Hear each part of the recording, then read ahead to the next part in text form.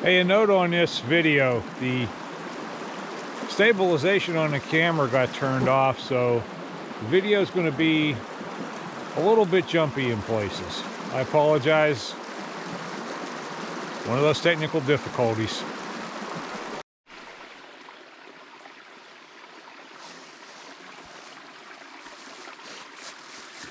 Hey everybody, welcome to Forest County, Pennsylvania and the Forest County Outback channel, where we combine history and the outdoors. Now today we are going to look at Clough's mills, and we talked about Levi Clough and his operations in episode 7, the branch road trip, and we looked at one of his mills. That was his first mill. This is the second mill he had, and we're going to go take a look at the site there. Lots of photographs with this one. And this is Forest County Outback number 25, Clough's Mills on the branch.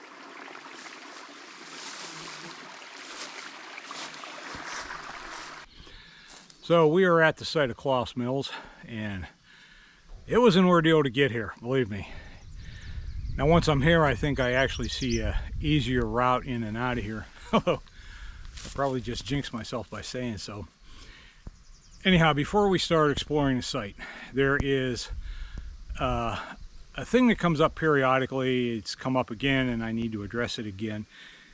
And that's locations. Several people have asked me for specific locations on some of these sites.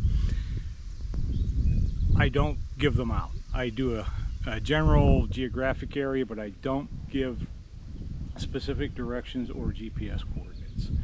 And I'm not being a jerk. There is a reason why I don't. I wish it was otherwise, but this is the way it is.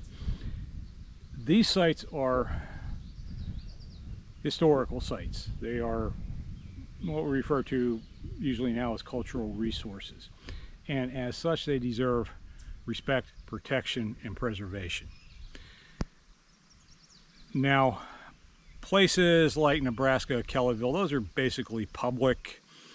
Bottle hunters, metal detectors have been through those areas over and over, and they've picked it clean. Most of the sites we go to are unknown and very isolated. And while the vast majority of people who watch this channel would respect the sites, and you know, most of the people I'm sure asking for directions, just, you know, they're interested in the history and they want to actually see it for themselves. And I understand that. I mean, that's what I'm doing with these videos. You know, I'm getting out here and looking at these places myself. However, there are those 1 or 2 or 3 who ruin it for everybody else, and they're not going to respect the site, and you know, they're not going to care if they're destroying the historical record while they're out here digging for artifacts. And you know, these sites need to be left to be excavated by professionals who can understand the historical record, record it, and preserve it. Now I'm going to show you a clip of a video I did over the winter, and I've chosen not to publish it because the site is vulnerable, and somebody had been there before, and I'm going to show you a clip of what somebody who has no respect can do to a site.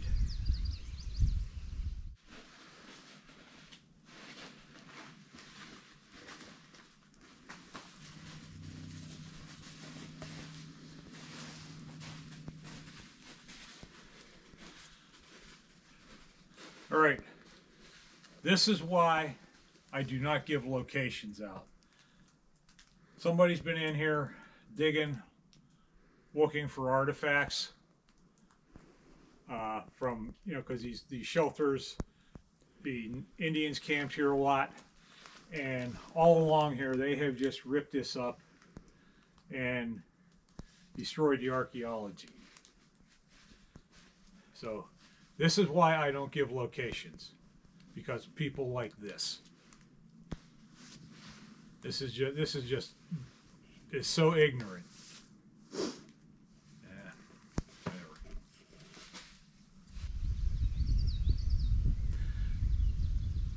Okay, that's why I don't do locations, because of people like that. So if you want to be mad at somebody, don't be mad at me, be mad at them. You know,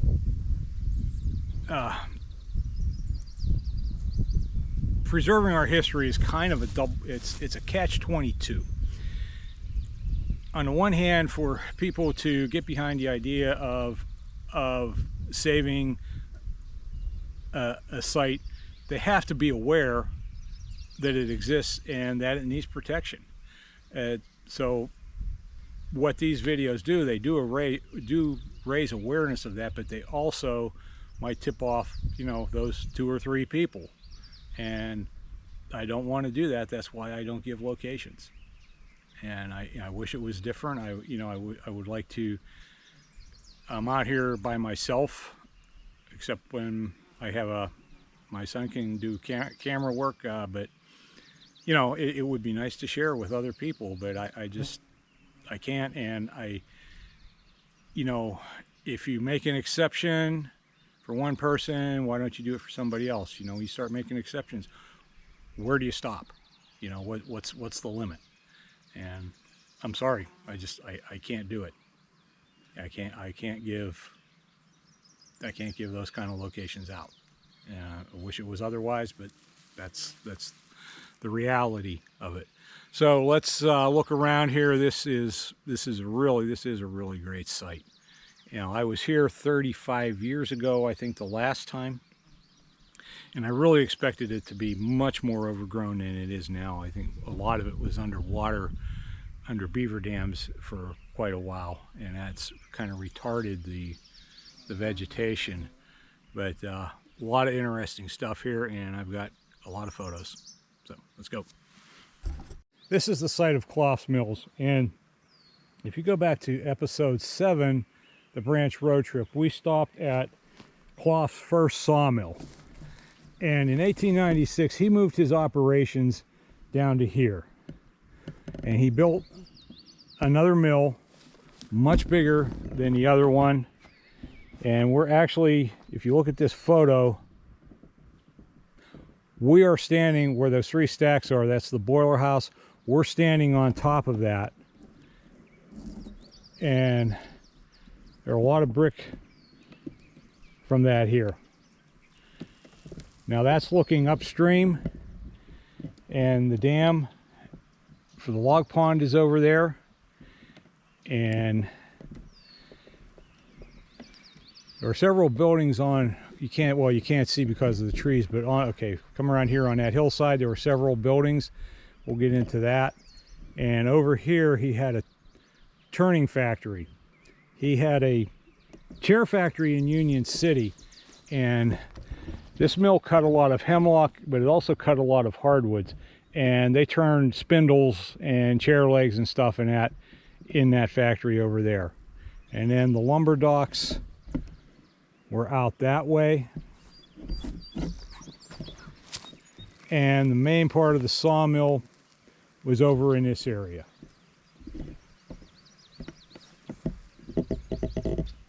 So we're gonna walk around here and take a look at things.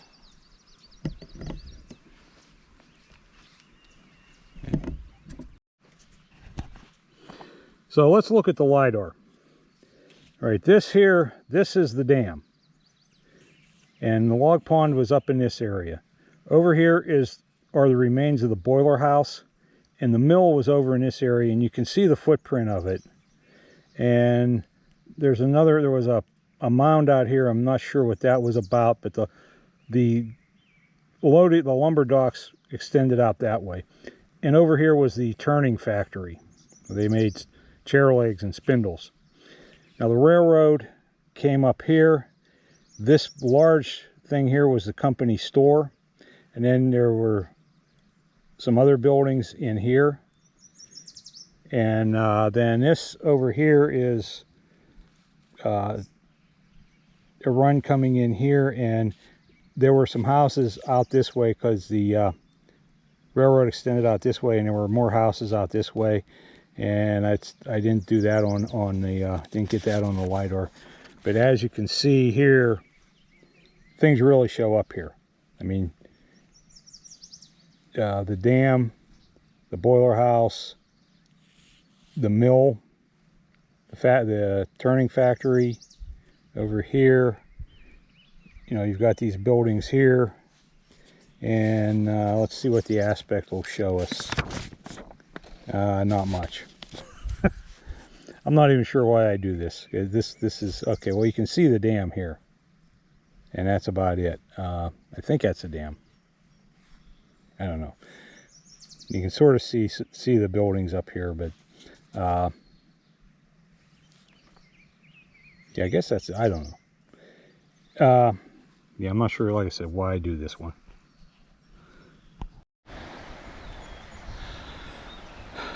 Now we've crossed over to the other side of the branch, and that area over there was the log pond. And there's these two stone structures over here with a gap between them. And what I think was going on here is there was some kind of a wooden gate across here to control water flow, and there was probably, well, I don't know, it's silted in. I don't know if the stonework had extended across there and was knocked out or what. But anyhow, that's what it looks like to me, is there was some kind of control structure here for water level.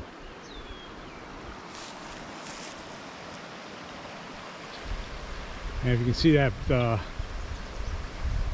mound over there to the right of that tall tree, that's the boiler house.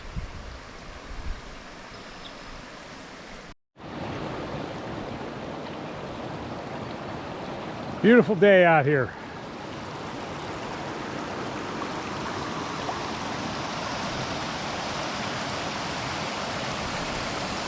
And those stone rubble piers were over in that area.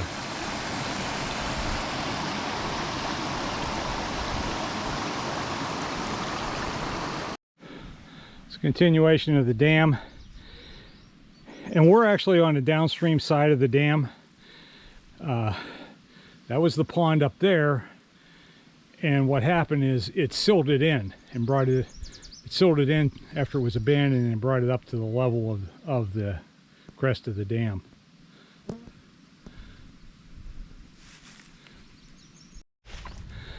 So this area is the sawmill, and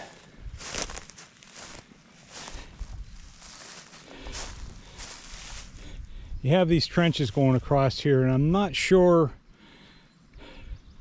if the mound were timbers or there were timbers in between where the ditches are, where that timber's laid in there and this was filled in. I've tried to scrape around there to see if there's any wood under there, but they're pretty badly deteriorated. And then over here we had some mountings for machinery.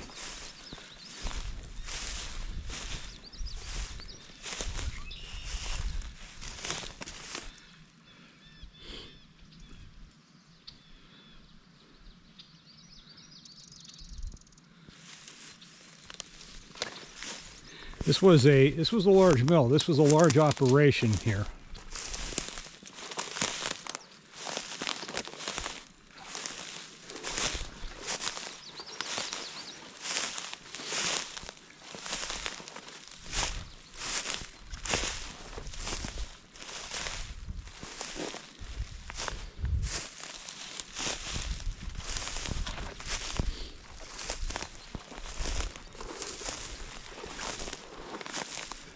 So have to look at the photo. I'm not sure what this mound was about, but the lumber docks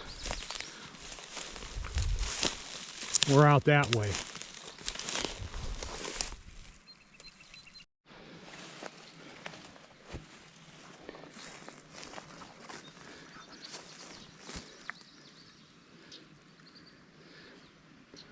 There's the boiler house, and these are the mountings for machinery here. And then the dam over that way. Now this photo here was taken approximately from this spot. That second mound back there is the boiler house. That mound in front of it, I don't know, it's not in the photo. And then that large building, that's the company store, and that's over in that direction.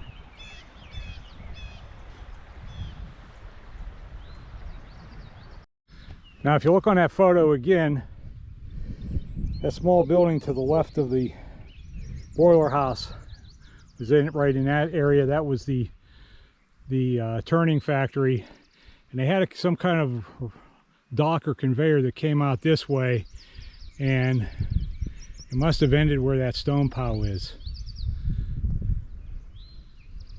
There were railroad sidings in through here, so they were loading stuff directly onto rail cars.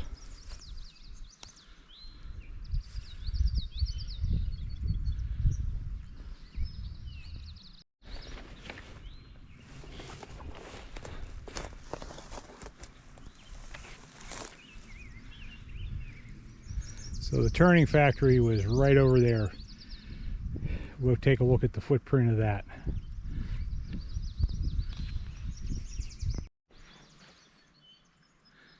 This is the turning factory. It was a pretty large building itself.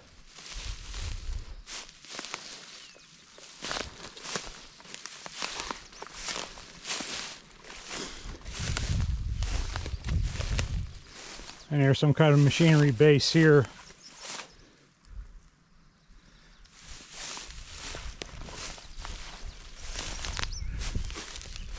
But it went all the way back into here.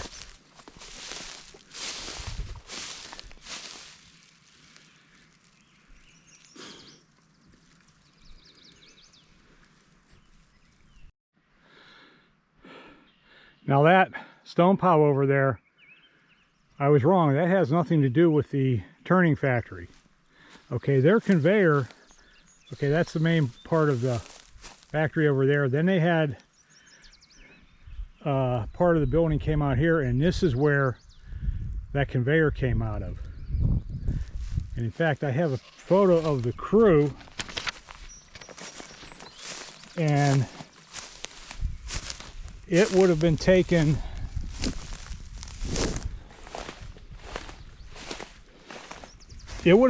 from right here.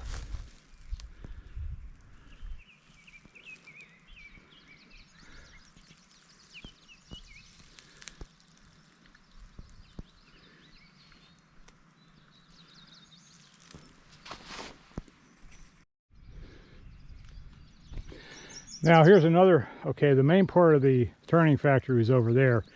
Then we have this other section here, and that actually lines up with where the conveyor would have exited the building. So the conveyor probably was all the way back into here.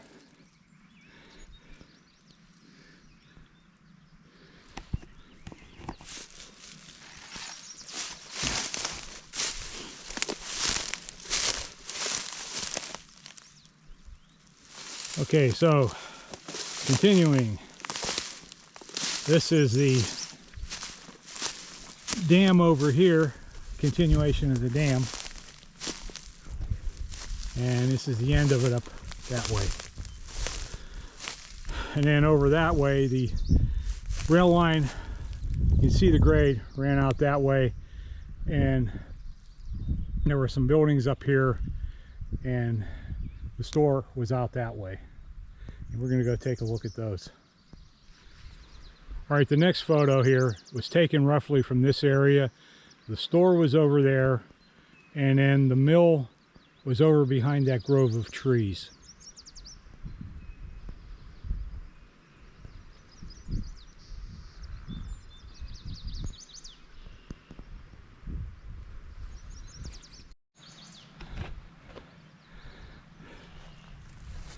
So this was the railroad grade, and over here was the store. We'll walk around, get a better look at it. But eventually, you'll notice in the photos, there's some different features here. Eventually, the log pond was enlarged, and the trestle went out that way, or not a trestle.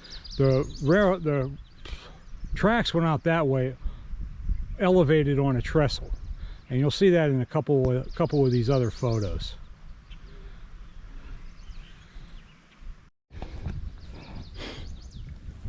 So this is the cellar hole for the store. Very large building. And up there, that rock with the logs on top of it, I think that was the drinking rock. It would have been out the back door, and there was a collection of beer bottles back there. Now this photo was taken roughly from this spot. Whoever took it was standing out on the trestle. Obviously we can't recreate that, but we can get pretty close.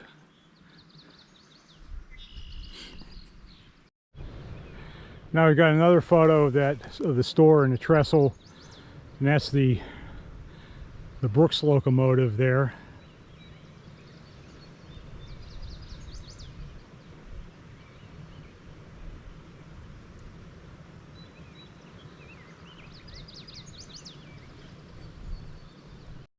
Now another photo, you got the corner of the store, and then two locomotives on the track.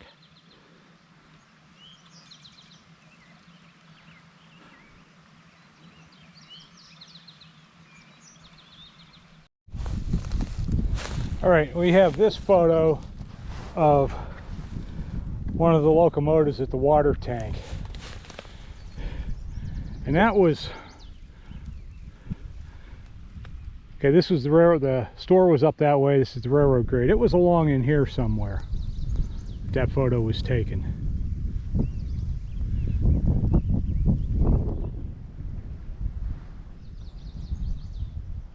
So there's the grade down there. And there's some stone piers right here. And there was a building in here.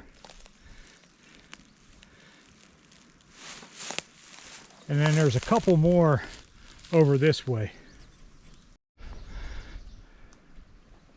Another excavated area. And the mill was over that way.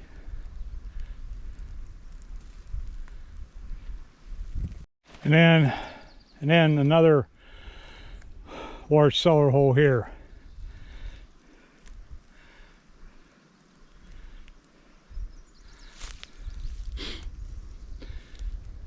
Now we're going to go upstream, up across that little side stream, and there should be some cellar holes up that way too. This is where the railroad grade crossed this side stream.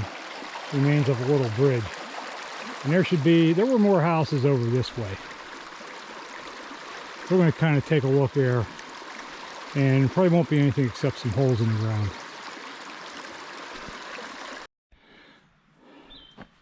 Looks like there was some kind of structure here. It was right next to the grade. So we're going to walk over this way. I think I do see a cellar hole over that way. So we'll take a quick walk through there and then wrap this up. Yeah, it looks like there were some houses here. I don't see any real cellar holes, but there's some outlines. And that's probably worthy of inspecting on another day. I'm actually getting kind of tired, and I still got to hike out of here.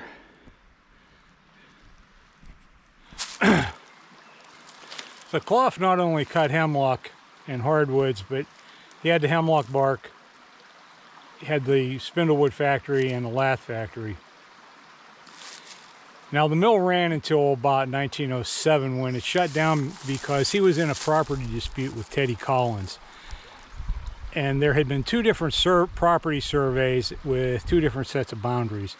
And, you know, nobody knew who owned what. And this went into court and it dragged on for a couple of years. And in 1911, just before it went to trial, Collins offered to buy Clough out for $290,000, which was quite a bit of money back in those days. So the mill had been sitting idle, the locomotives had been in storage for several years, and they decided none of this stuff was worth starting up again, and they junked everything. And that was the end of Clough's Mills. So, hope you enjoyed it. Like, comment, subscribe, and share, and we will catch you next time. Thanks for watching, everybody.